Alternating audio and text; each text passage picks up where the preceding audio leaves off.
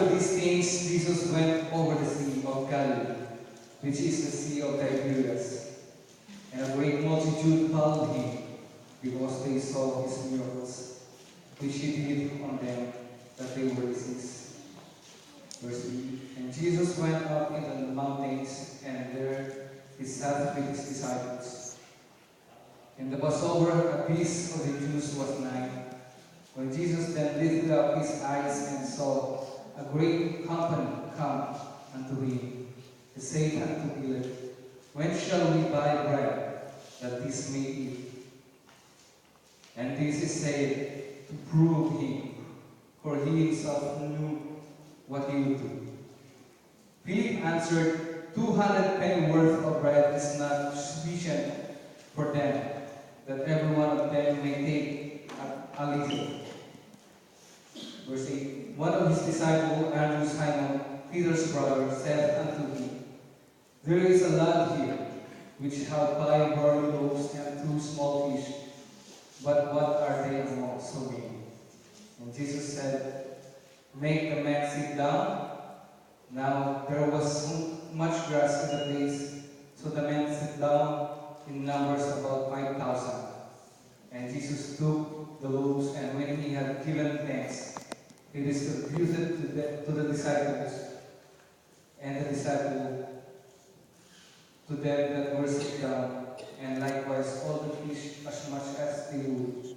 And last verse, when they were filled, he said unto his disciples, Gather up the fragments that remain, that nothing is be lost. And 13, therefore they gathered them together and filled 12 baskets with the fragments of the 5 barley loaves, which remained over and above unto them that had eaten. I just want to speak to you just a simple message about a giver. And I would like to entitle this, The Unknown Insignificant Giver. We have just read the accounts of Jesus feeding the 5,000. We find these accounts recorded in all the Gospel, but only in the book of John we find this young boy was mentioned. This young boy who gave his 5 loaves and 2 fish into the hand of Jesus. I just want you to take and focus your attention to this young boy and just talk about him tonight. We learn from him that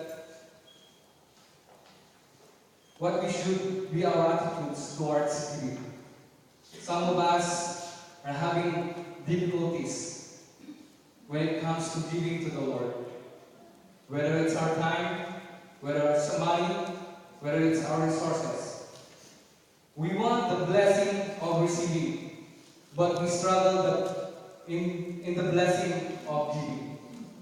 The Bible tells us that it is more blessed to give than to receive. We need to examine our heart when it comes of how God wants us to become a cheerful giver. Let's talk about for a while the attitude of this young boy, this young unknown boy. We learned that his name was not mentioned. He has no name. The disciple doesn't even care to know his name. And the Bible tells us that he just a small boy and didn't even give him a chance to speak to Jesus. They considered him too small and insignificant to bring him before the Lord. And so also considered his offering of no value. But that's what exactly the Lord needs to do the miracle.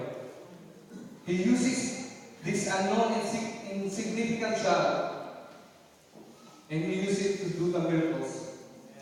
I just want you to know that God used ordinary, unknown, insignificant people to do the miracles. Yeah.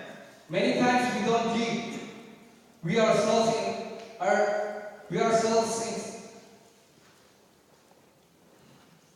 are feeling insignificant. That is why we don't step out to do God's want us to do. Many of us here may say, why should I make an effort to do something for the Lord?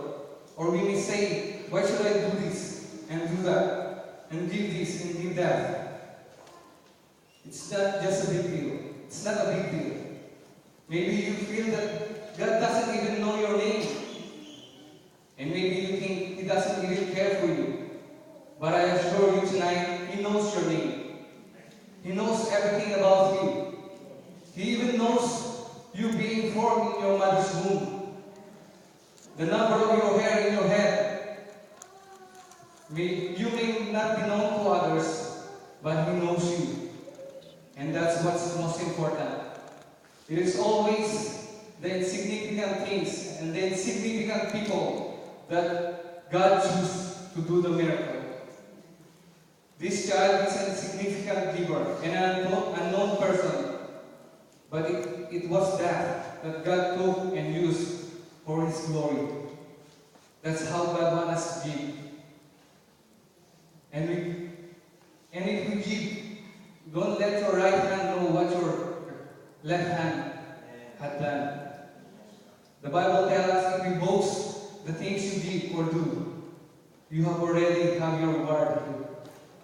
And you won't receive, and we won't receive that double blessing in our life. There is so much work to do, feeding the thousands.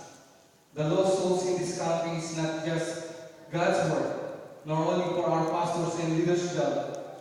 God needs you and I to feed them. He needs a willing, insignificant, unknown individual who are willing to give their 5 loaves and 2 fish, so that Jesus can do His miracle. God bless us.